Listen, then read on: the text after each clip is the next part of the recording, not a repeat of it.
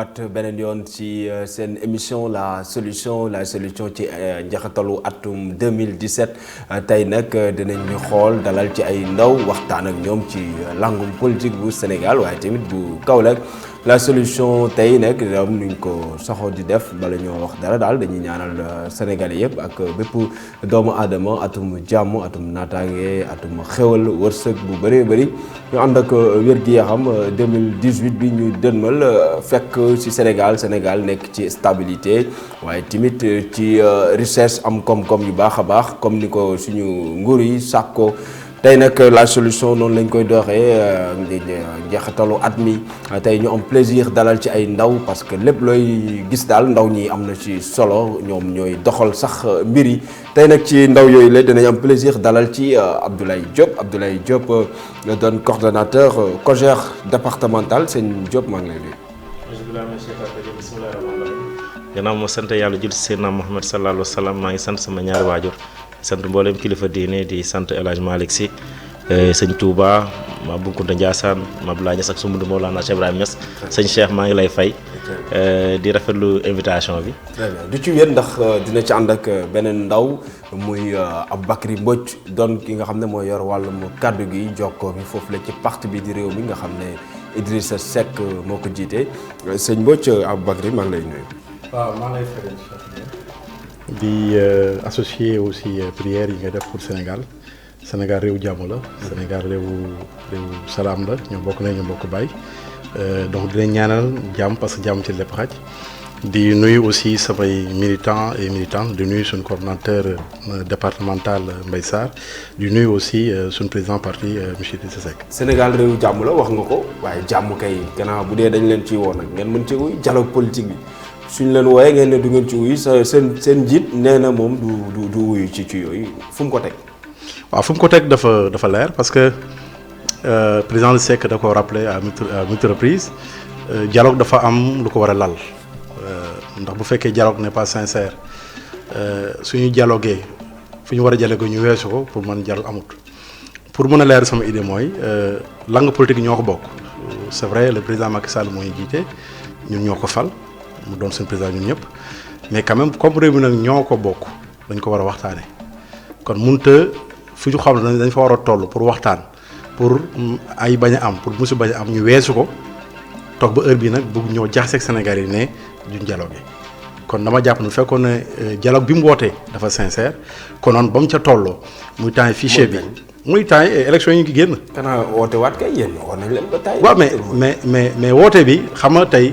soo ne man damay dialogué yow waroo imposer ne lii laay dialogué soo ne man damay dialogué da nga naan dama bëgg ñu waxtaan ci lii ak lii ak lii mais bu fekkee da nga jël ses décisions avant nga ñëw rek nga annoncé ay décisions loolu dialogue amul.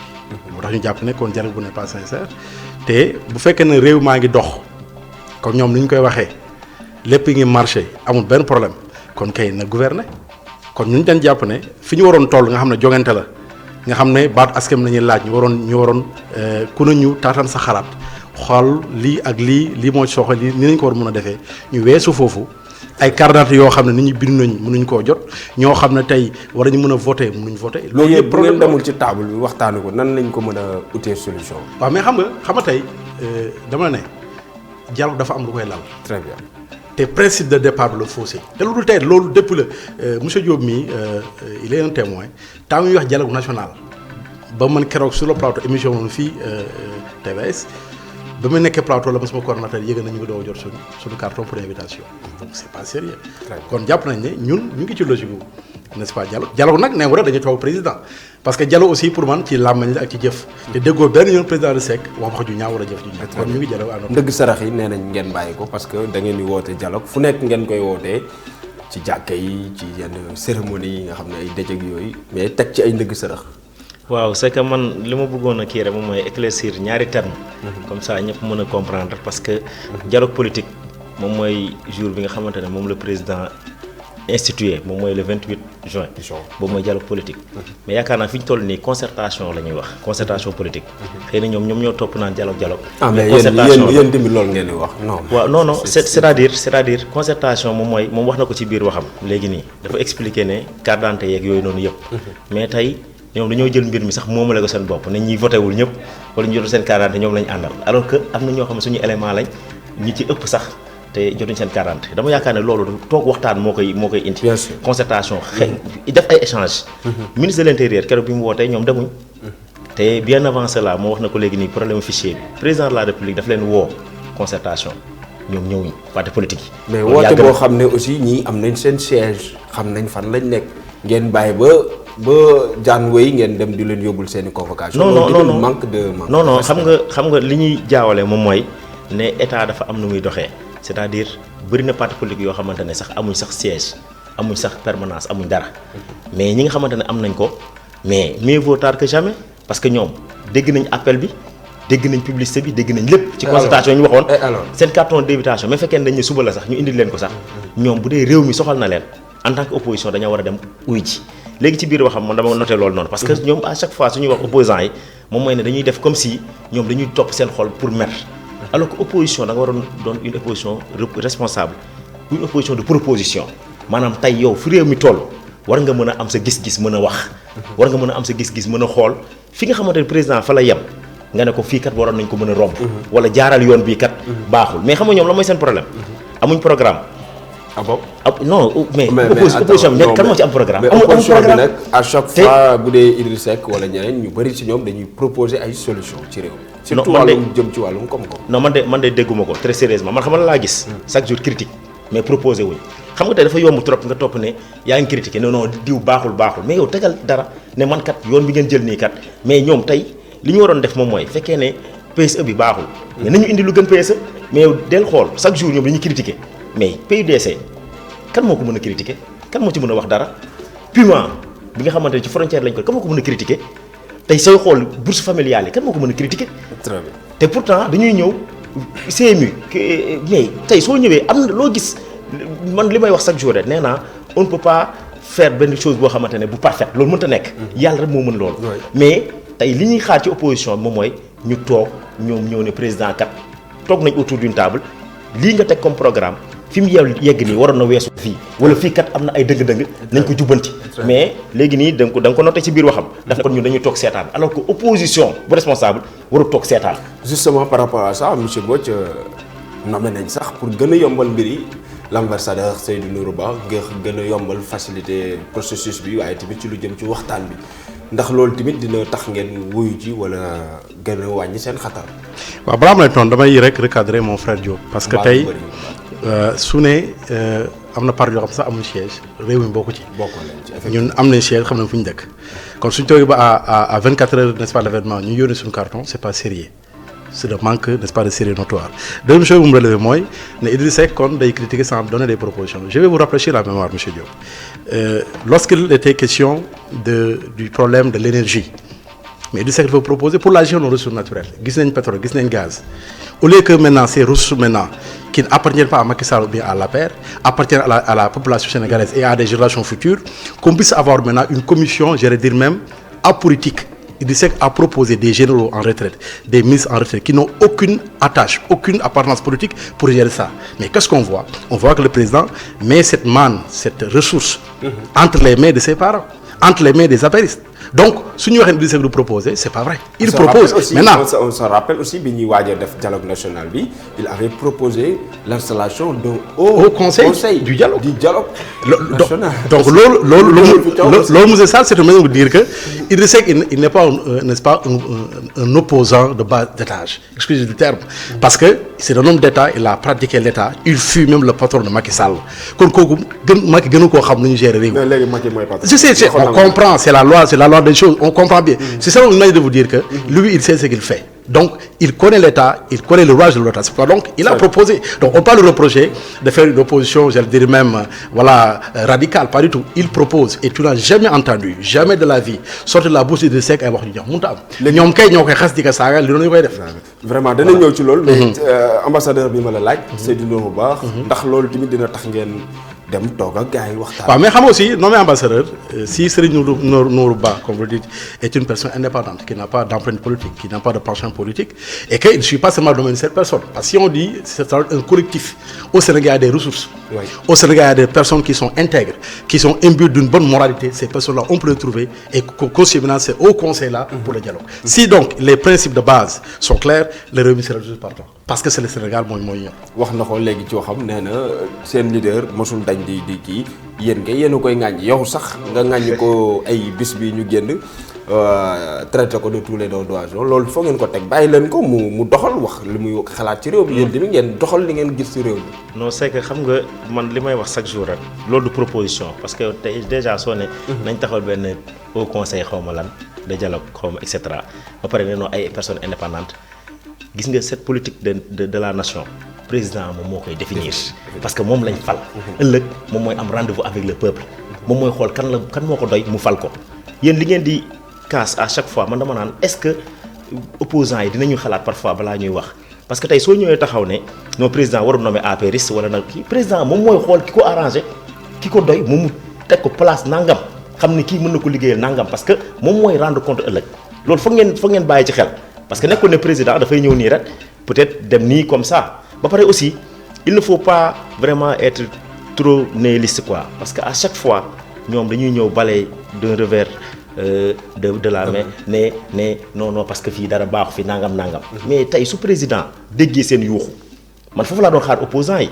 dama yaakaaroon ñu il faut applaudir parce que bi ministre de l'intérieur wootee ñoom dañoo bañ a dem président ñoom ñu taxaw jël rajo yeeg télé yi wax président ne non grave kon je vais choisir une personnalité indépendante ñëpp xam ne Seydou Nourou nekkul ko amul benn coloration politique est-ce que comprendre nga c'est un homme intègre aussi mais kooku su ñëwee taxaw ñu ne ko diriger man li ma doon xaar mooy ñoom ñu njëkk a dem uy ji appel am suñ toogee ak moom ne ko ñun nag suñ sañoon mu am benn commission wala benn comité bu la wër est-ce que comprendre nga parce que yow kenn la mais foofu la waxtaan di dalee te concertation aussi ñoom li ñu jàpp mooy concertation benn bés lay doon du benn bés parce que élection yi des na tey dañoo waroon waxtaan fi mu ne nii ba à 6 mois des élections ay changement mën na am mën nañ xoolaat revue électorale yooyu noonu yëpp mën na am ci diggante bi mais suñu jógee 6 mois yooyu mënatul nekk mais ñoom duñ profité ci loolu mais dañuy toogaat nag buñ dugg ci 6 mois yi ku nekk tëbaat di wax Macky Sall ñëwaat yenu leen ba ci kaw daanal leen ñu commencé waat critiquer waat xam nga man li may wax rek à chaque fois yeewu leen parce que fekkee da ngeen bëgg Sénégal bëgg ngeen ko diriger bëgg ngeen aussi nit ñi déglu leen da ngeen di wax li nga xamante ne moom mooy yenu maanaam mais yéen tamit bu dee Sénégal ñor na leen ci wàllum woote jàmm ak salaam dialogue faw ngeen wax ak sénégalais yi nga xam ne muy 2,5 millions sénégalais yoo xam ne mujj ñoo voté ci élection yi ñëw. man loolu wax naa ko fii mais foog ngeen régler loolu. man loolu wax naa ko fii jafe-jafe yi ngeen di dund ak ñoom ñii yëpp. voilà loolu moo ko cookee. wax naa ko fii. je vais le répéter. dama ne loolu man Abdoulaye Diop. man du ma ko cautionné. ñun waa conseil départemental duñ ko cautionné parce que loolu dafa rafetul. ci démocratie. oui ça il faut le dire parce que xam nga ñu bëri lu ñu jàpp mooy non kii la gouvernement bi alors que du gouvernement bi ça c'est une question étatique. l'état est plus grand.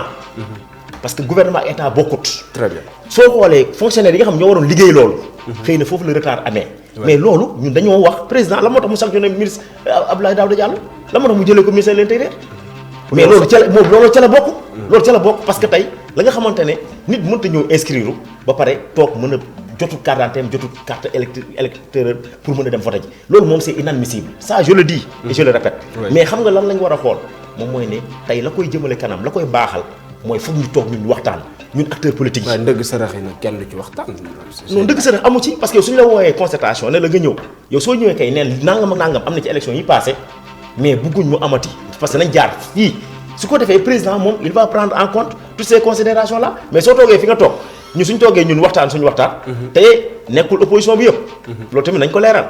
parce que ñan ñooy opposition aussi. non c'est à préciser ça. non opposition moom mooy képp koo xamante ne nekkul ci mouvance présidentielle même fekkee ne sax yow sa parti 5 personnes la. ñun loolu la ñuy jàpp. évidemment opposant nga. évidemment mais sëñ Mbodj pour wax la lu mu wax sànq ci seen langue politique bi nee na nag ngeen war a dem toog quel que soit obédience bi nit ñi bokk waaye quel que soit point yi ñu war a waxtaanee yoon na ngeen dem toog. Cheikh dama la wax léegi ne la ñun sur le principe on est d'accord ñun bëgg nañ dialogue mais le problème qui se pose mooy j'ai dit et je vais me répéter inutilement que le simple fait de nommer Seydou Nourou comme étant celui qui doit coordonner ce dialogue-là n'est pas du tout suffisant. Il faut un collectif. Il nous faut, au Sénégal, on regroupe des personnes compétentes qui n'ont, je dirais même, aucune tâche ou bien aucune empreinte politique. ñooñu nag fekkoon ñooñu c'est nga bëggoon dalal xel opposition noonu ngeen def mais defu leen ko mais xam nga tey olof dafa ne ku ndóbin rey sa maam soo gusul ñu da ngay daw fekkoon rek le président il est animé d'une bonne foi il veut seulement avoir un dialogue sincère il allait enlever tout simplement Aly Ngouille Ndiaye parce que c'est un ministre apériste autant Macky Sall était dans l'opposition. Yéen kooku moo leen dérangé donc. Oui, parce que on ne peut pas être juge et partie, c'est ça le problème. Parce que le ministre de l'Intérieur, c'est le ministre qui organise les élections. Pourquoi ne pas avoir, et ça c'est une proposition de Rewmi, pourquoi ne pas avoir un ministre chargé des élections comme ce fut le cas au temps de Cheikh Gueye, au temps d'Abdoulaye Wade. Oui. S'il avait posé ces actes-là, on allait donc dire qu'il est sincère dans ce qu'il veut faire. Mais on voit qu'il joue le jeu. Il fait un plan machiavélique pour le liquider. Mais nous aussi, nous sommes des politiques comme lui. Donc on ne va pas seulement se verser dans la... Macky Sall mooy Rewmi. Non, loolu c'est... faw mu xam loolu aussi. Non, loolu il dit ba nga ko xam il di ko gëm yàlla la. Moom leaderam xam na ko gëm yàlla la. waaw mais lu tax saa yu génnee rek di ko di wax. waaw mais attends. Nous sommes dans quel pays? Nous ne sommes pas dans une dictature, je crois. Tout à fait. Nous ne sommes pas dans une monarchie, je crois. Oui. Donc la libre d'expression, la liberté de pensée existe. Très bien. Et j'ai dit tantôt, il dit mesure ses propos. Il n'a jamais injurié. C'est lui qu'on injure maintenant. Moom la wax barke de mondial.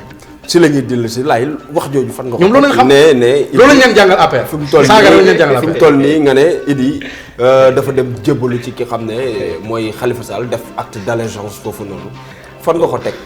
xasaale tamit Déthié Fall. bon man damay wax quoi parce que xëy na ñoom suñ jàppee ne loolu injure la yaakaar naa ne ils ont tort parce que moom sama grand Aboubacry dégg naa ko tey sax dans une radio de la place mu ne man dama wax ne opposition bi amuñ jom mais man j'ai pas dit ça très sérieusement man dama ne Idrissa Seck ak ni mu toll ci Sénégal ak li mu représenté ak fi mu ànd ak maître Abdoulaye Wade ba yegg si ak ni mu nekk ak moom ci nguur ba génnaat nekkaat ci opposition ba ñun ñu dugalaat ko mu dugaat pouvoir génnaat yaakaar naa ne ku mel noonu warul mën a ñëw tey di jébalu ji ci Khalifa Sall te sooy xool loolu moom moo nekk parce que ñoom dañ koy jéem a bañ mais loolu moom moo nekk en réalité non c'est vrai parce que suñu demee tey ba xoolal dafa taxawal liste nationale taxawal liste nationale Khalifa Sall jiite liste bi nañ waxante dëgg Khalifa Sall jiite liste bi Idi moom ñu def ko benn ñu jiite liste départementale mais loolu dañu leen réduire non c'est pas un choix parce que tey lan moo tax ñoom pourquoi vraiment tous ces troubles là au sein de leur parti la moo tax yooyu yëpp am ci seen parti daanaka fi ne nii 1000 morceaux la moo tax mu xaajaat ñun ñu bëri génn mais nit ñi xam nañ ne lañ doon gis ci Idrissa Seck ba naw ko loolu commencé na dëñ dama ne man président Macky Sall su ma ko gisoon moom tey mu ñëw bootu ci ginnaaw beneen leader man ma retiré wu man sama bopp parce que dama jàpp ne tey sooy ànd ak nit da ngay ànd ak nit ci ay valeurs ba pare tamit kooku nga teg ko ci place boo xamante ne day nekk ak ay naataangoom mais tey Idrissa Seck mu déggatoo ko mu wax dara xam lan lay wax fu mu toll danaan Khalifa Sall nañ ko génne nañ ko nanga alors que yow soo bëggee réew je pense que ne yow li nga war a def moom mooy jéem a teg programme dem doxi loolu parce que mais la ma wax waxuma ne saagaw ma xasew ma man dama def benn constat boo xamante ne jeune APR ñoo ko def nee na loolu lañ leen jàngal yéen waa APR non moom xam na ne man du ma genre boobu moom si moom xam na ma bu baax parce que man ak moom ñoo nekk. wala buzz nga doon ut keroog. non du buzz man buzz ñun weesu nañ foofu ñun yaakaar naa ne ñun goney Macky Sall ñun weesu nañ foofu. ñun fekk ñun liñ gëm moom mooy ne à chaque fois ñoom yàgg nga leen dégg suñ ne ñun tey dañoo bëgg ñu taxé ne nous sommes indisciplinés mais Déthié Fall lan la fi wax Moustapha Niasse barki Dembo Ndiaye biir assemblée nationale mais taxaw fi wax Moustapha Niasse kàddu yu teggi néew pourtant ñun ba tey waxuñ ko lool ba tey waxuñ loolu Idrissa Seck parce que dañoo am respect envers Idrissa Seck ñun li ñu wax rek moom mooy ne moom ak ni mu toll rampe bi nga xamante ne fa la nekk yaakaar naa waru woon mën a ñëw tey di jébalu ci Khalifa Sall. ndax jébalu nga koy gisee wa ilaa ndax loolu du engagement yu ñu jëloon entre leader mu respecté ko dem ñeme dem ci département bi ndax time boobu noonu kenn ñemutoon a dem liste départementale ndax courage politique la wala dafa xaru politiquement. Merci Cheikh man vous permettez de revisiter l'histoire. En 2012 déjà, à la veille des élections présidentielles, Macky Sall est candidat, Idrissa Seck candidat, Cheikh Bamba Dièye, Ousmane Tanor Dieng, Moustapha Niasse et bon nombre des opposants avaient signé un pacte. Signé, comme quoi qu'ils ne vont jamais battre campagne tant que Maître Abdoulaye Wade n'a pas retiré sa candidature. Je crois que vous vous souvenez de ça. C'était en 2012, à la veille des élections. Oui. Macky fait partie des premiers à faire du wax-waxet, à se désengager. pas un wax-waxet. Parce que c'est son habitude de faire ça. Écoutez, je vais écouter M. Diop. C'est pas un courage. C'est pas un courage. Parce que vous avez dit tantôt, wax nga léegi ne soo àndee da ngay ànd ay nit de valeur. mais Macky Sall mosut a signé loolu. Diop dama la déglu da nga may déglu. il faut respecter dama la déglu. dama la dagg man. dama la déglu allez-y. même lu may wax bu fekkee dafay naqari. non da nga ko avant da nga ko war na par force. parce que da nga ma déglu. non man amul lu may naqari. waaw da nga ma déglu rek da nga may déglu. dama lay rectifier rek. non pas du tout allez-y. il faut avoir la patience de. allez-y. moo tax dama ne. Macky Sall bu fekkee rek war la ñuy wax moo njëkk a war. moo njëkk a dem génn dem defi. tournée il dafa tourné. ñëpp Sénégal mën nañu ko rappelé wu diggante place de l'Indépendance Obélisque ñu ko doon lakk ma jeune mu koy naan. parce que il combat c'est un homme de principe. kooku Sénégalais yu xam averti yi xaw ma ne les opposants aveugles mais ñiy xool di gis parce que on peut regarder sans voir mais ñiy xool di gis xam ne il est un homme de principe. te il est constant dans sa démarche. bañ demee élection lu mu wax dafa ne ku njëkk a jàll ci ñun ñëpp sauf Abdoulaye Wade naa ko jàppale. il a respecté ses engagements Macky Sall ba mu ko seetee ne ko damaa bëgg nga jàppale ma grand frère mun na ko jaratoo ngay ñëw sama engagement naa ko respecté nous on a reçu un mot d'ordre de voter pour Macky Sall au second tour. Rappel. Troisième aussi n'est-ce pas chose à faire bi ñëwee ba ci ne dans l'opposition on veut avoir une liste commune PDS Rewmi les Khalifa Sall et consorts il a dit moi je ne veux pas être candidat juste seulement j'ai oublié ma personne j'ai oublié mes intérêts culturels personnels pour seulement avoir une liste commune afin de créer l'alternance au niveau de l'Assemblée nationale. Mais le problème, c'est pas Idi. Le problème, c'est entre les khalifistes et le PDS. Et le PDS, excusez-moi, M. Sarr, n'avait pas dit que Wade allait être candidat. Il avait présenté Omar Sarr. Idi a dit aux gars, il ne faut pas voter parce que nous sommes ensemble. Discutons ensemble pour trouver un consensus. Mais c'est au dernier moment maintenant, lorsque les gens ont opté pour Khalifa Sall, je vais revenir pourquoi Idi est derrière Khalifa Sall. Parce que le président dépasse, s'il suit mon raisonnement, comment dire, le PDS a désisté pour dire que maintenant ça va. Voilà ce qui a amené l'implosion. Mais si l'idée de départ a été respectée, chacun avait resté ses engagements, il y aurait une liste commune. Quand tu es d'autres qui disent que l'Assemblée nationale est majoritaire, le Premier ministre est une loi. L'autre bonne affaire. Maintenant, Idriss Seck ne va jamais se ranger derrière Khalifa Sall.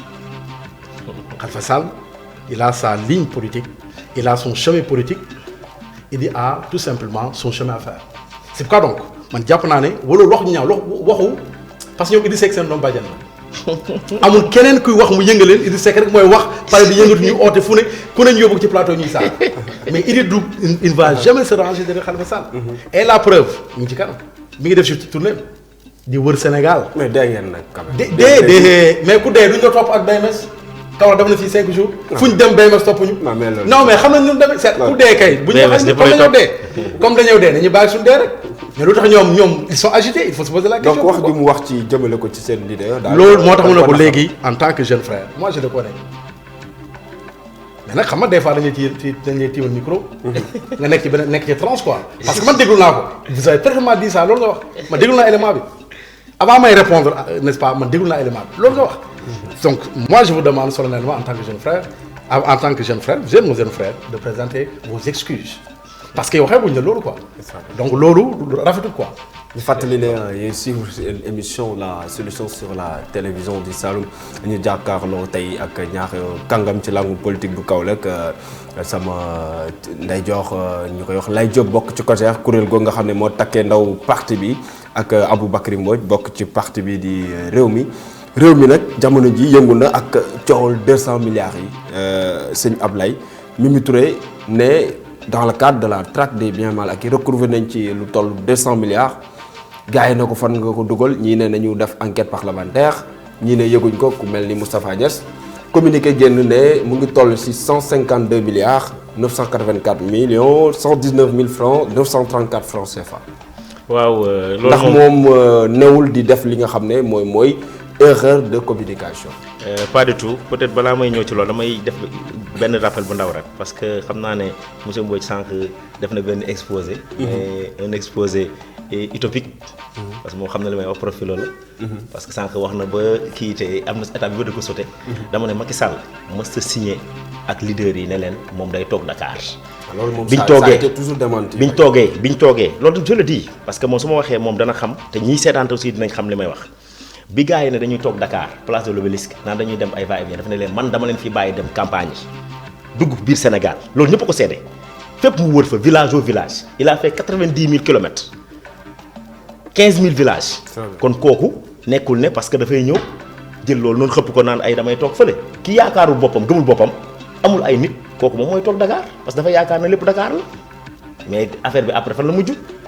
mais ñi nga xamante dañoo amoon 7% ay 5% lañ mujj am ki amoon 11% ñëw ki ñoom ñëpp mujj gi dañoo mujj ils étaient obligés d'accompagner le président au second tour parce que mënuñu woon delluwaat ci Ablaye Wade parce que ñoom xam nañ ko suñ ko defoon sénégalais yi déex leen tey bi ñu demee aussi mais fekkee ne compagnonnage bi ngay def compagnonnage bu franc la kay mais yow kay soo demee ba si kanam mais bul génnaat yow yaa ne yow ku ñëw au second tour da nga koy accompagner nga dem ba ci digg bi ñu def 1 an 2 ans nga ne da ngay génn commencé xalam mais kon loolu li ngay wax noonu ne kooku am na ay principe amul ay principe parce que ku am principe mais xale bi teg na ko ci yoon parce que dafa argumenté wu selon doxalinu réew mi yi nga xam ne moom lañ daan xaar ci yéen non dama ne moo tax ma ne la moom suñu ne am na vision claire man daf may jaaxal man très sérieusement parce que Idrissa Seck xanaa xamoon ne ci Macky Sall la ko nit ñi gën a xamee sax réellement beneen faasam beneen faasam mais non mais xool leen ko léegi li may inventé wu ma dara mais xool leen ko léegi par rapport temps yi Wade par rapport ak temps yi Abdou Diouf temps yi noonu moom su waxoon nit ñi dañ koy déglu mais léegi su waxee kenn du ko déglu parce que nit ñi dañoo dem ba gis ne dëgg-dëgg moom li muy wax parfois ak li muy jëf dafay waroo. très bien tontu sama laaj soo ñëwee ci 200 milliards yi madame le premier ministre Aminata Touré ñu dañ koy félicité xam nga tax ñu koy félicité parce que ñu bëri dañ doon toog li may wax ne ñi ngi may seetaan sénégalais yi ñu ci bëri dañ doon ñëw ne non def nañ track bi nangam wala nangam reddition des comptes te dara génnut encore une fois man dama déglu émission bi madame Aminata Touré waxul track tuddul track moom même bi mu nekkee ministre de la justice nanguwul ñu tudd ay track des biens mal acquis moo track moom daf ko doon bañ parce que track c'est péjoratif maanaam ci lu ñaaw lay tekki moom ci boppam mu ne reddition des comptes la ñuy def ak bonne gouvernance moom bi mu wax keroog daf ne ci reddition des comptes bi Sénégal recouvrer na ci plus de 200 milliards noonu la ko waxee mais tey bi nit ñi ko tëbee ku nekk di wax à gauche à droite man dama ne lii victoire la ci moom ak ñun ñi nga xamante ne ñun waa APR yi. ñun waa APR yi. parce que ñun. liñ ko teg non fu ñu ko teg lenn kese la moom mooy ne moom su ne 200 milliards recouvré nañ ko gouvernement bi génn ne 152 milliards 900 et cetera. millions loolu la ñu recouvré mais am na ay immeuble ak ay biens yoo xamante ñu ngi koy évaluer pareegul. kon ça signifie que ne ñooñu suñ koy évaluer. lu tax ngeen tàmm façon communication yooyu noonu cacophonie bi. tàmm ngeen ko. non cacophonie. chaque fois da ngeen di xaar ba coow jóg ngeen doog a génne ab communiqué wala xaar ba benn affaire jóg. non loolu amu ci leeral. loolu amu ci xam nga yéen yàlla dafa def ngeen xarañ loolu yéen journalistes yi. mën naa la moom ni ñu ko posé question bi. moo tax moom mu joxe. chiffre bi. mais nekkul ne parce que dafa tëb wax ko man dama ko déglu daf ko expliquer ne ko ndax track bi ndax affaire bi am na lu mu jur mu ne ko reddition des comptes ak bonne gouvernance le président woote. une gouvernance sobre et vertueuse ne ko nag bu dee reddition des comptes bi ñun recouvrer nañ ci plus de 200 milliards. très bien loolu leer comprendre mais loolu tey soo xool ci parce que moom ni mu ko waxee recouvrer nag loolu nit ñi nañ ko xam parce que recouvrer sooy xool tey dafa am loi de finances rectificative moom LFR. dafa am aussi loi de règlement. loolu tamit daf ci am ak loi de finances initiale. gis nga ñett yooyu noonu si la xaalis bi dugg. mais immeuble mënoo ko yóbbu assemblée nationale. tey immeuble bi nga xam ne moom la ñuy récupérer. ci kenn ku nga xamante ne moom dafa jël xaalisu réew mi. immeuble dañ koy évaluer soit ñu jaay ko wala état bi jël ko moomale ko boppam mais état bi su ko moomalee boppam loolu mënuñu ko def loi de finances rectificative xamul tax parce que état bi jël na ko moom loué ko. loolu xaalis boobu loolu nekkatul xaalis. loolu bien la maanaam dafa am meuble ak immeuble. loolu foog nit ñi xam ko mais sénégalais yu bëri dañuy jaawale sax yooyu. alors que deniers publics yi fekkee ne nag dañ ko transformer en xaalis. loolu trésor la jëm directement suy dem trésor nag par la force mu jaar assemblée nationale doon loi de finances rectificative maanaam li nga xamante ne budget bi daf ciy yokk. lépp loo xamante ne voté nañ budget bi comme bii ñu def nii. 3700 et quelques milliards. lu ciy yokkaat rek ci année bi rek. loolu dañ ko yóbbu assemblée député yi voté ko parce que ñoom ñooy nekk suñuy ndaw. mais tey nag ngay mën a jëlee immeuble wala ay jamaa yoo xamante ne nit ki moom moo ko jëloon xaalisu réew mi jëndee ko jamaa. loolu jaayaguñ ko nga ne loolu dafa waroon jaar assemblée suñ koy indi assemblée dañ koy indi nii teg jamaa yi. mais loolu mënut a nekk. très bien mu nekkoon une demande sociale au début loolu lañ doon wax c'était une demande sociale la traque des biens mal acquis tey ñu xaar ba heure bi ñu ñuy jéem a wax nañu fii la xaalis bi dugg fii ak kii laaj bi moo doon sénégalais yi fan ak fan lañ ko def. merci Sarr mais nga même recadrer mon frère. non une minute rek dem ci question bi. waaw après naa ci ñëw xam nga tey su ne Idrissa Seck amul vision c'est parce que seulement il est animé d'une mauvaise foi moom son leader Macky Sall en 2003 bi di doon premier ministre Macky Sall ministre la woon nekk ci ginnaaw Idrissa Seck ba muy def déclaration politique générale. Pourtant Macky était dans le PDS pourquoi il n'a pas été choisi comme premier ministre. loolu la moom sens. merci non c'est juste pour lui réchauffer la mémoire pour ñëw ci track bi. mi ngi ñëw fi avec des termes yoo xam ne day lëlëmal Sénégalais. ñoom nag am nañ termes yooyu. tout à fait c'est des termes techniques yoo xam ne ñi ñuy déglu duñ ko comprendre ñoom nag ci loolu la ñuy bluffé nag pour jaar wax ji dafa am incohérence xam nga tey su ne moom 200 milliards 200 milliards nu ñu def ba mu ñëw est-ce que kon immeuble yi. dañ ko évaluer parce que moom danañ ko évaluer kon ba muy wax 200 milliards on n'a pas encore évalué les immeubles. tout à fait kon 200 milliards du fu mu jógee nuñ def ba mu bul changé wax ji recouvrement la. recouvrement mooy jëli fee indi fii. bu mu ne 200 milliards wax ji kenn du ci incohérence mooy. moo def na 200 milliards Moustapha Niasse mu gisul loolu. gisul ñoom loolu la ñu war a leeral te li ñu fi wax dara leeru fi dafa gën a lëndëmal Sénégalais yi ak ñi ñuy seetaan mais dara leeru fi. mën naa si leeral lu ñu mënuma wax mooy lan. ñun dañoo jàpp ne traque bi ñu def nii c'est purement politique Macky moo wax le président Macky Sall moo tax moo ne am na dossier yoo xam ne maa teg sama loxo c'est-à-dire ñoo xam ne war nañu mën a lekk nañu xaalis Sénégal bu fekkee ne transparence ak gouvernance sobre et vertueuse la ñuy wax ils n'ont pas donné l'exemple kenn lañ ci soxloon Karim Wade jàpp nañ ko tëj nañ ko et le reste maintenant. c'est ça la grande question. moom lay Sénégalais 25 personnes. 25 yoo xam ne Macky Sall moo ne maa teg sama loxo. Est-ce que donc c'est lui la justice? Très bien. Est-ce que c'est lui qui doit décider, qui doit aller croupir en prison, mais qui doit humilier la liberté? Nous sommes dans quel pays? Où est la justice? Kon dañoo xam ne kon kii sera te doo fa déggaat traque de pare nañ ci de. Donc je donne rendez-vous au Sénégal duñ fa waxaat traque pare nañ ci. après le douanier Diadji déggaatuñ keneen. non xoolal ñoom xam lan la dafa am ku ñu soxla woon. C'est de la poussière. Mais est-ce que lu Mimi Touré def nii est-ce qu'elle n'est pas en train de dérouler sa stratégie pour exister politiquement aussi. waaw moom xam moom elle est parce que ñoom moom Mimi ancienne AJ/PADS la gars yooyu nga xam ne c'est des pouvoiristes ñoom ñooñu nga xam ne nguur rek lañ bëgg est-ce que loolu bii du stratégie de com pour gën a mën a exister politiquement. man moom je ne comprends pas mon frère pourquoi voilà il est derrière Mimi Touré franchement ça j'ai des problèmes pour comprendre ça. kan laay moom laay jóg mi.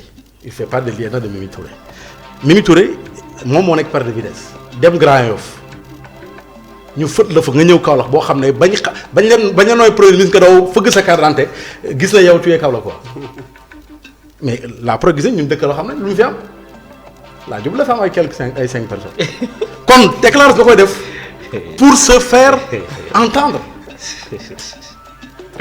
pour Macky Sall déggu ko bàyyi ko xel. parce que laaj na ba sonn joxuñ ko xam na su génnee affaire day ñàkk diggoon nañ ko poste de tête de liste mais defuñ ko mais génn parce que xam na su génnee politiquement il est mort kon lu mu def mooy il joue avec l'information.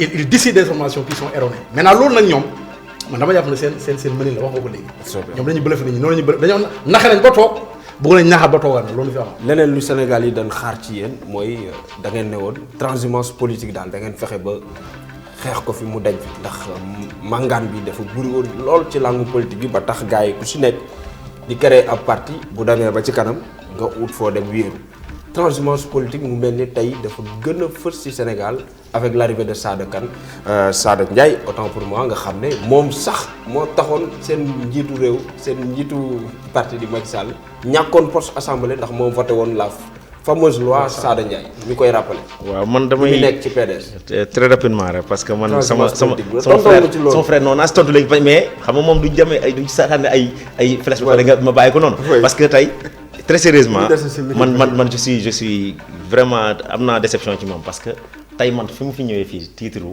coordonnateur de conseil départemental la. je suis là pour défendre le parti pour défendre le gouvernement. mais su ma posé question boobu noonu lan moo tax may ànd ak Mimi Touré man je me pose la même question lan moo tax yow ngay ànd ak Idrissa Seck ba tey parce que koo xamante ne jiiñ nañ ko lu ne Mimi de kenn jiiñu ko dara loxoom yu set wecc la yor. Idi lan lañ ko ci. tey yaakaar naa ne Idi lan lañ ko mais chantier Thiès yaa ngi fi. te ñëpp xam nañ le protocole de Rebeuss nit ñi xam nañ nu mu demee lépp.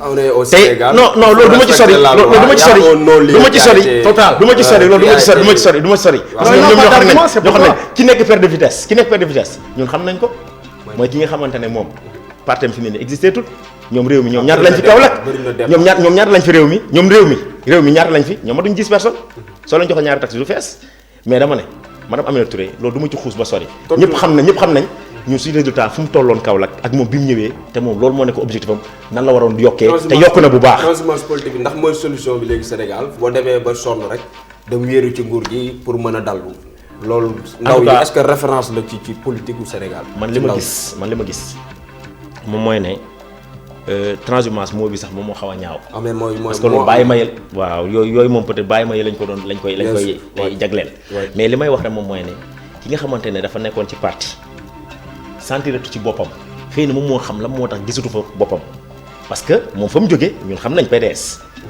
gis nañ ne fi ne nii daanaka Ablaye Wade moom moo koy doxal su fi Ablaye Wade nekkut su demee France lépp naan teg moment yii nii lépp a ngi teg Ablaye Wade su ñëwee lay yëngatu kenn xamul nag raison yu tax moom mu jógee foofu parce que tey la même mën nañ poser question lan moo tax Thierno Lo jóge fa lan moo tax Habib Sy récemment nii jóge fa créé parti am mais kon y a des problèmes à l'intérieur xëy na moom loolu ko tax a génne te moom te aussi nañ xalaat fa jógee fa daw ñëw ci yéen waaw mais xam nga lan moo tax ñoom ñëpp peut-être gis nañ ne le président a une vision claire le PSE kenn mënu ko concurrencer PSE bi président daf ko def même au-delà de ces 2 mandats incha allah loo xamante ne 20 ans la jël 2015 ba 2035 mais kooku ku am vision mooy def loolu président bu responsable da ngay jël loo xamante ne ça transcende même les années nga xool ne lii génération ñoom seen bopp mën na ci jëriñoo mais dama ne képp kuy taxaw naan ay transhumance di ko critiquer di ci wax ju ñaaw tax ngeen nangu ñoom ku ñëw rek ngeen dugal ko seen non mais parce que mais politique nit la ba ñu bon sax doon benn ñaareel moom mais Sada Ndiaye kenn mësu ko dégg ci malversation kenn mësu ko dégg ci détournement kudd boobu noonu kudd boobu non xaaral awa kudd Ndiaye bi ñuy wax Sada Ndiaye bi kudd lañ wax grand yaa sànq yaa ma doon wax ne ma naa noppi de xam nga moom dama respecté trop man li may wax rek moom mooy xoolal awa kudd Ndiaye boobu noonu ñuy wax ni tey mais kooku ay kuddam justice moo ko setal daf ko setal ba pare mu doon ñëw APR loolu foo ngi suli ñëw ma ne nag damay wax ne képp koo xamante da nga taxaw bëgg critiquer loolu ne nit ku jóge ci benn parti ñëw ci benn parti nit taxaw na fi ne diw nangam dootuma ànd ak moom ça y est fini ba pare recevoir ko dëkkam taxaw ne képp koo xam doom ju bon moom mooy da nga xamante da ngay dem ànd ak keneen ñëw di jëm sa baay te man loolu du ma ko mës a def fan la mujjwaat transhumance politique ak CD yi nga xamante ne am na fi yëpp transhumance politique mu mel ni sëñ Mbodj dañ ko ériger en règle ci Sénégal est-ce que loolu mooy solution bi par rapport ak Sénégal nu mu war a doxee ku si nekk boo jaaxee rek dem wéeru fenn pour say intérêt jaax boobu sax moo tax saa yi dafa jaax ba tiit ne ñun réew mi 10 personnes ak Kaolack ñu new ñoo xam ne suñu bëggee mobiliser dañ dugg ci koñ yi di recruter ay boy pour mais jarog mobilisation bi am na waaye ñun xam na on a tout compris on est au Sénégal mobilisation à la Ndiaga Ndiaye on comprend mobilisation à Kéchik 2000 francs on comprend réew mi ku ko xam kii ñëw suñu chaise boo xam nous sommes le seul parti qui se régulièrement chaque quinzaine de l'opposition ici c'est nous qui coordonnons l'opposition à Kaolack à la personne de Mbaye Sarr kon fekk si on était un petit part duñu jox kii ko deuxième chose c'est Macky Sall qui a légalisé qui a décrété de manière officielle la transhumance à Kaffrine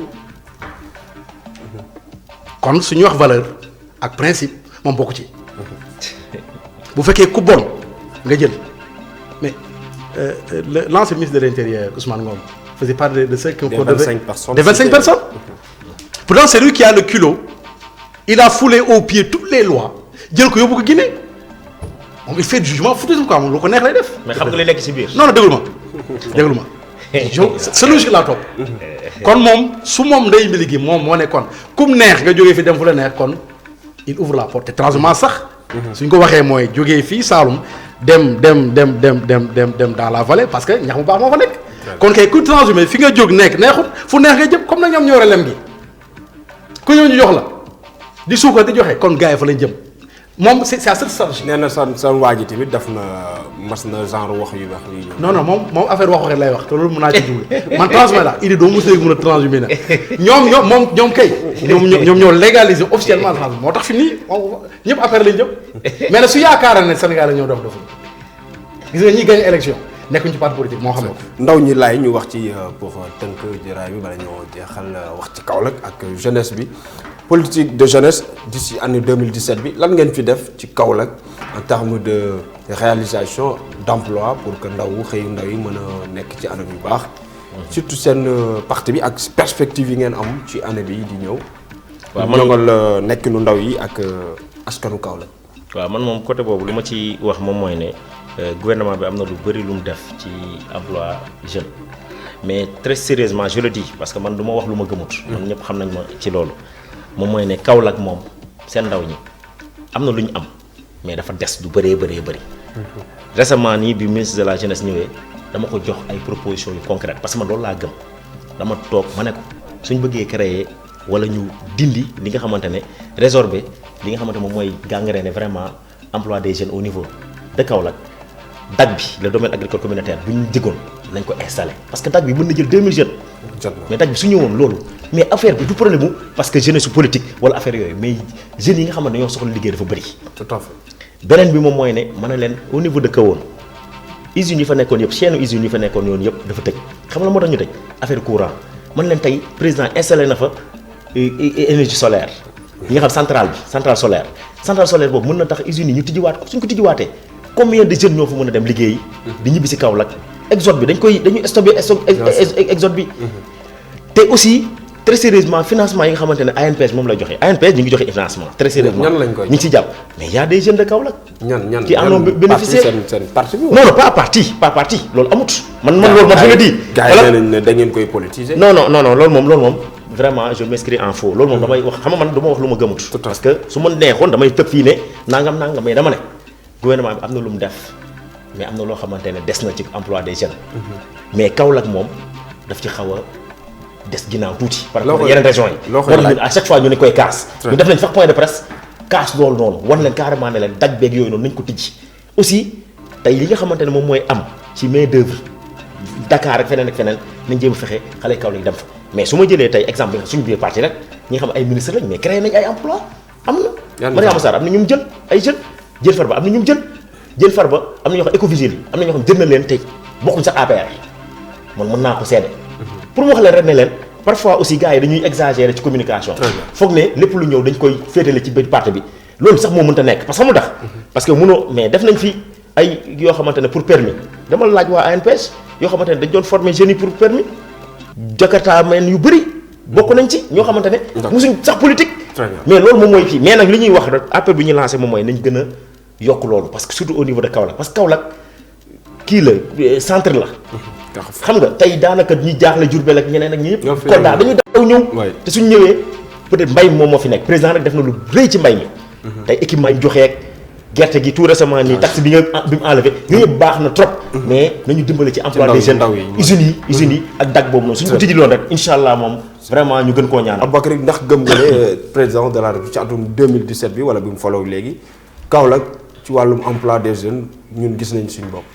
En toute franchise man jàpp naa ne le président n'a pas respecté ses engagements parce que ñëwoon fi Kaolack def fi conseil de ministre décentralisé dig ñu ay milliards moo wax na ko léegi dans soo ko déglu baax waxu ne y a un échec mais dans son discours on sent que c'est un échec. non pas du tout ma déglu ma rek parce que bu fekkee ne jeune Kaolack yi gisuñu seen bopp c'est seulement c'est Kaolack n'est qu'un exemple c'est à l'échelle de tout le Sénégal. non il avait promis 500 000 emplois.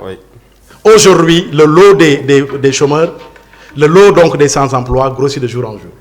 Et ça, c'est un échec total, flagrant même de sa propre jeunesse. Parce qu'il n'a pas de vision. Il fait du tâtonnement, il fait du pilotage. Qu'est-ce que vous allez proposer? Ce que nous proposons, c'est quoi? L'agriculture. Pour la jeunesse. Pour la jeunesse, j'ai dit l'agriculture. Oui. Si nous voyons que nos jeunes là, di dem ci àll bi dem ay Libye. Oui. C'est parce que fi ñu nekk. Tout à fait. mënuñ fa am luñ jëriñu ko. Évidemment. yow nga doon am 40 ans mënoo jël si bopp mburu ndékki mais sa jom moo ne yóbbu nga dem dee ci àll bi kooku le président a une responsabilité parce que c'est lui qui est le père de la nation c'est lui qui a défini les politiques de développement Mais c'est pas puisque maintenant lui-même n'a pas de vision, il est limité. Lui-même n'est pas entouré de personnes, n'est-ce pas calées. Mais c'est quoi donc on voit l'échec. C'est quoi donc nous ce que nous proposons, c'est l'agriculture. DAC bi wax non. Dans chaque région, dans chaque département on a un DAC. Dans chaque village on a un DAC. Pour maintenant maintenir les jeunes. Mais le reste doyut. Suñ béyee ba pare. Mais il faut des pistes de production. Suñ béyee ba pare il faut ñu jaay ko à prix yoo xam ne acceptable. Gerte yaa ngi nii suñ bàyyi kii béykat yi mais béy nañ mais fi ni njaay mooy lan ñu ngi xaar chinois yi parce que état li mu proposé chinois ñooy proposé lu bëri.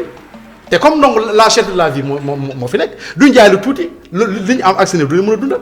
moo tax ñuy xaar au plus offrant. loolu su ko bëggoon a juguler nag li muy def mooy na jël prix bi yóbbu ko 500 francs romb chinois yi. parce que gerte gi ñun moom xam nañ ne loolu rêve la wala. non du rêve c'est choix la. ok c'est un choix. mais bu fekkee yow sa politique baykat yi danañ la déglu.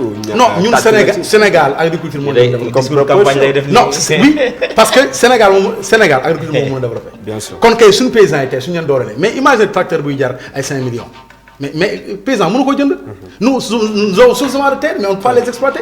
donc moom su bëggee def politique agricole bu normal day jël matériel agricole bi jox n'est-ce pas mettre à disposition des paysans.